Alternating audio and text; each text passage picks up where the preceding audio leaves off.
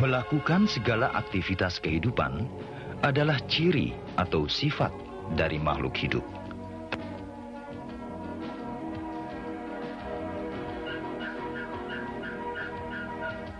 Semua aktivitas kehidupan manusia, termasuk pertumbuhan bayi, kerja otot, dan kegiatan-kegiatan tubuh lainnya, tentu saja memerlukan energi. Dari manakah energi tersebut diperoleh? Setiap manusia membutuhkan makanan. Kemudian, di dalam tubuh, makanan itu akan diproses oleh alat-alat pencernaan menjadi sari-sari makanan. Sari-sari makanan ini selanjutnya akan diubah menjadi energi melalui proses oksidasi atau pembakaran yang terjadi di dalam setiap sel tubuh.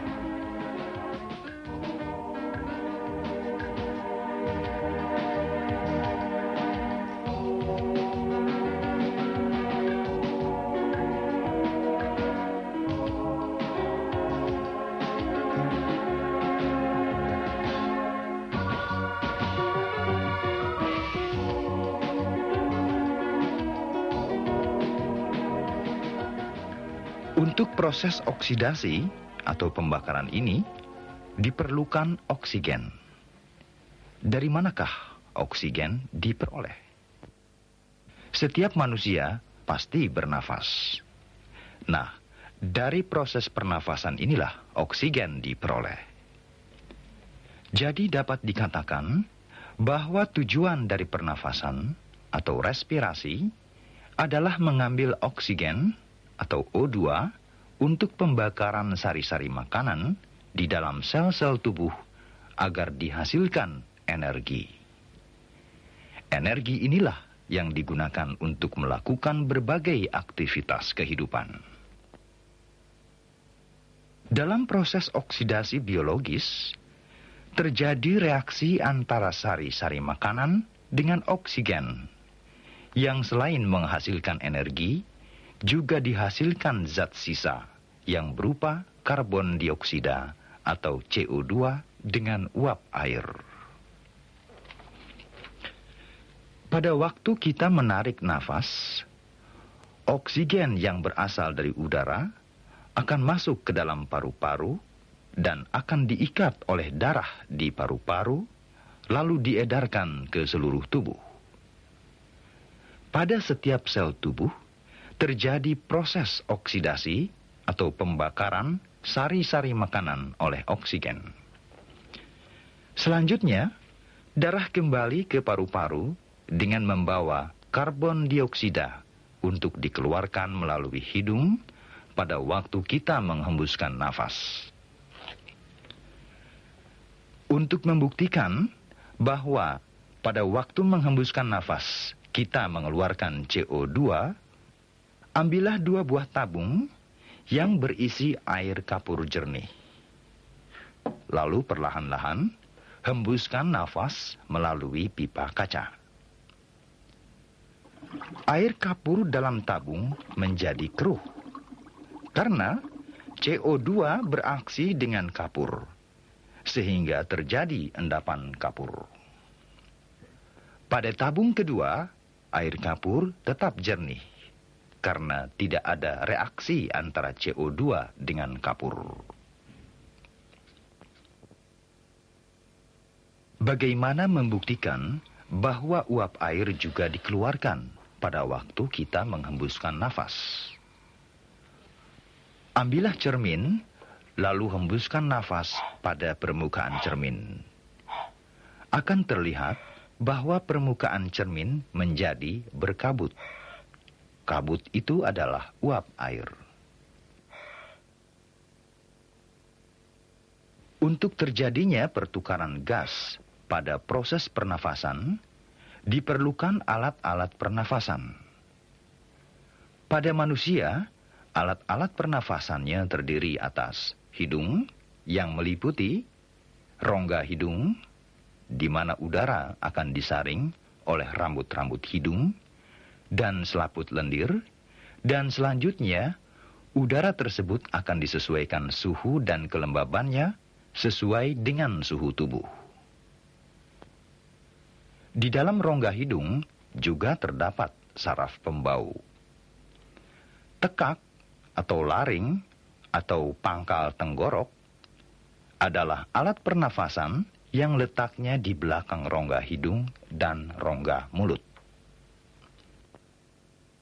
Pada laring terdapat anak tekak dan katup tenggorokan yang akan menutup apabila ada makanan yang sedang kita telan.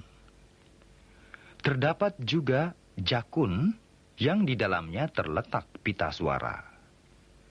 Pada waktu kita berbicara, udara akan melewati pita suara sehingga bergetar, maka timbullah suara.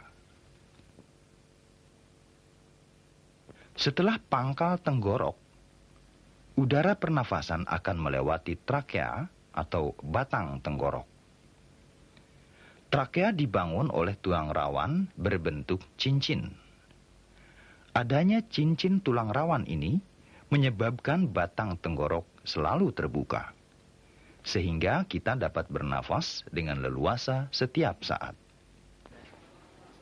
Batang tenggorok memiliki bulu getar, yang apabila ada debu atau benda asing lainnya melekat, udara dalam paru-paru terangsang, sehingga terjadilah bersin untuk mendesak kotoran itu keluar, sehingga tidak sampai masuk ke dalam paru-paru.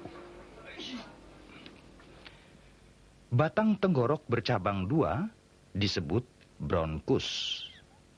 Satu menuju ke paru kanan dan satu lagi menuju ke paru kiri.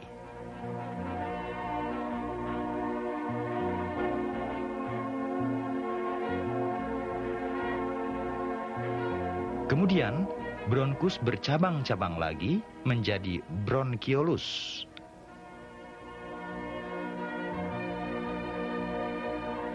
Dan akhirnya menjadi kantong-kantong hawa buntu yang disebut alveolus. Alat pernafasan berikutnya adalah paru-paru. Paru-paru berjumlah 2 buah, yaitu paru-paru kiri dan kanan. Keduanya terletak di rongga dada, di atas sekat antara rongga dada dan rongga perut atau diafragma. Paru-paru kanan terdiri dari 3 gelambir, sedang paru-paru kiri terdiri dari 2 gelambir dan dibungkus oleh selaput pleural. Di dalam paru-paru terdapat kurang lebih 300 juta alveoli. Setiap alveoli diliputi oleh kapiler darah. Pada alveoli terjadi pertukaran O2 dan CO2 secara difusi. Karena perbedaan kandungan O2 dan CO2 di dalam alveolus dan pembuluh kapiler darah.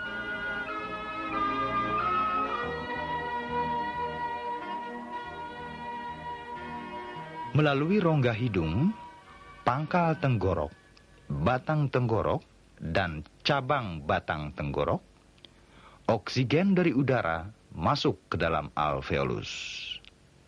Dengan cara menembus dinding alveolus yang sangat halus, oksigen masuk ke dalam pembuluh-pembuluh kapiler darah, lalu diedarkan ke seluruh bagian tubuh. Kemudian, dari seluruh bagian tubuh, darah kembali ke paru-paru membawa karbon dioksida.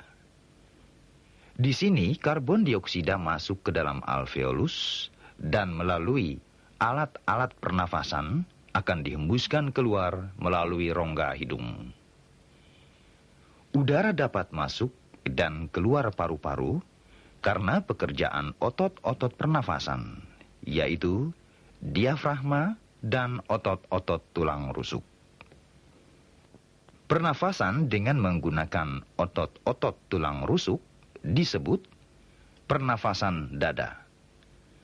Sedangkan pernafasan dengan menggunakan otot-otot diafragma disebut pernafasan perut.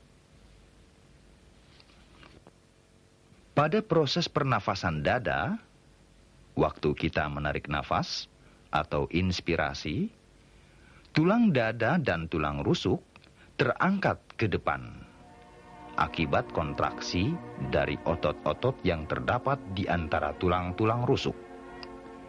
Sehingga rongga dada membesar, paru-paru turut mengembang, tekanan udara dalam paru-paru mengecil, maka masuklah oksigen ke dalam paru-paru melalui batang tenggorok.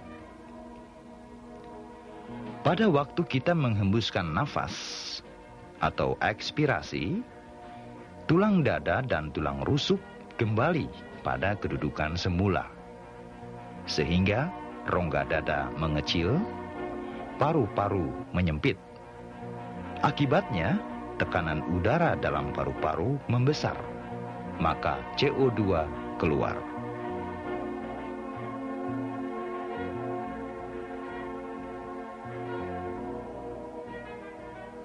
Proses pernafasan perut dapat diikuti dengan alat-alat peraga sebagai berikut. Pipa kaca berfungsi sebagai batang tenggorok, cabangnya berfungsi sebagai bronkia, balon berfungsi sebagai paru-paru, dan selaput balon berfungsi sebagai diafragma. Pada waktu kita menarik nafas atau inspirasi, kedudukan diafragma mendatar karena otot diafragma berkontraksi. Rongga dada membesar, paru-paru mengembang, tekanan udara di dalam paru-paru mengecil, sehingga oksigen masuk.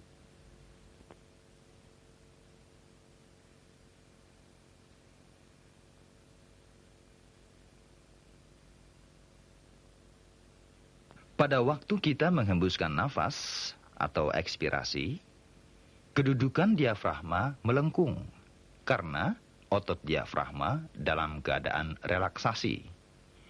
Rongga dada mengecil, paru-paru mengecil, tekanan udara dalam paru-paru membesar sehingga CO2 keluar.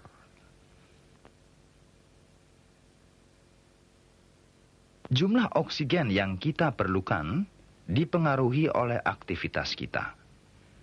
Semakin banyak dan berat kegiatan yang kita lakukan, semakin banyak oksigen yang kita perlukan, dan semakin banyak pula CO2 dibebaskan.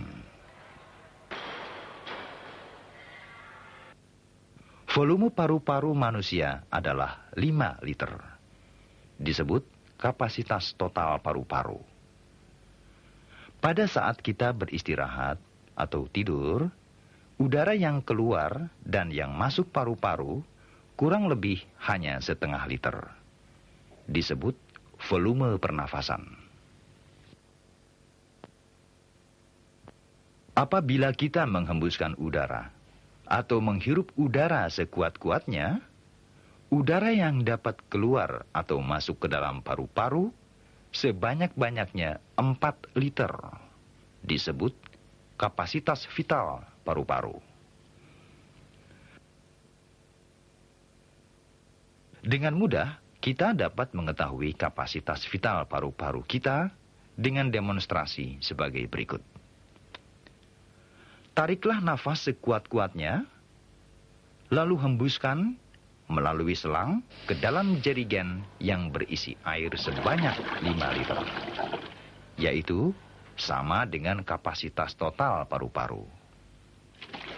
Akan tampak bahwa jumlah air di dalam jerigen berkurang, sehingga dapat diketahui kapasitas vital paru-paru dengan mengurangi jumlah isi jerigen seluruhnya dengan jumlah air yang tersisa.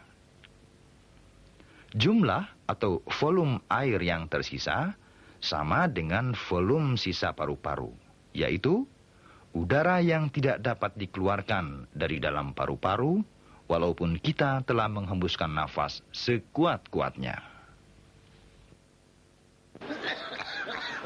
Alat-alat pernafasan, seperti juga organ-organ tubuh lainnya, dapat mengalami gangguan atau kelainan. Penyakit bronkitis misalnya, menyerang bronkus atau cabang paru-paru sehingga terjadi radang.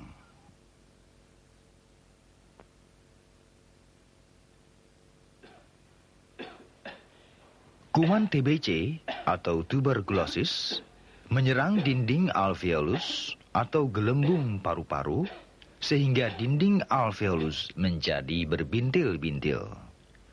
Hal ini mengganggu proses difusi oksigen.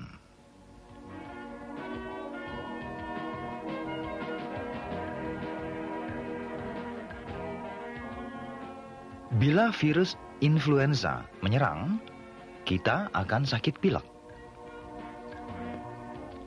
Radang yang menyerang selaput paru-paru disebut pleuritis.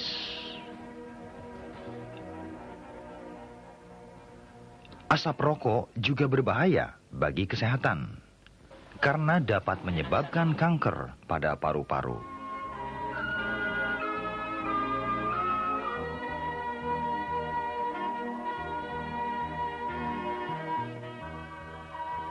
Dari pembahasan kita tentang sistem pernafasan manusia, dapatlah disimpulkan bahwa tujuan respirasi atau pernafasan adalah mengambil oksigen untuk pembakaran sari-sari makanan di dalam tubuh agar dihasilkan energi.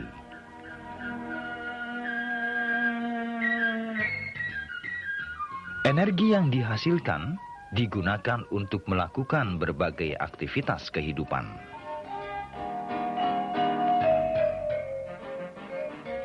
Dalam proses oksidasi biologis, terjadi reaksi antara zat makanan dengan oksigen yang selain menghasilkan energi, juga dihasilkan zat sisa yang berupa CO2 dan uap air.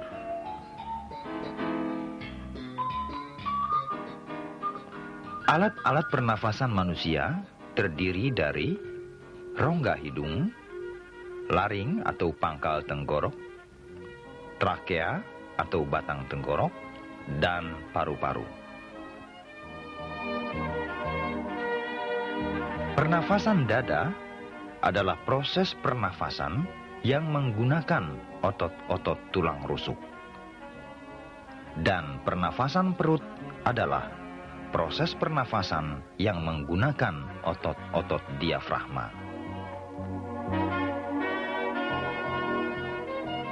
Jumlah udara yang dapat dimasukkan ke dalam paru-paru atau dikeluarkan dari paru-paru sebanyak-banyaknya lebih kurang 4 liter disebut kapasitas vital paru-paru. Sedangkan kapasitas total paru-paru lebih kurang 5 liter udara, sehingga volume sisa paru-paru lebih kurang 1 liter udara. Dan volume udara pernafasan yang dapat keluar masuk dalam keadaan normal kira-kira setengah liter. Mah, gara-gara kemarin gak masuk, Ade dimarahin sama bu guru.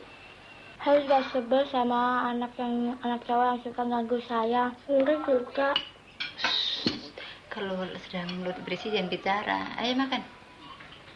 Sekarang cobalah kalian jawab pertanyaan ini. Mengapa kita dianjurkan untuk tidak bercakap-cakap pada waktu kita sedang makan?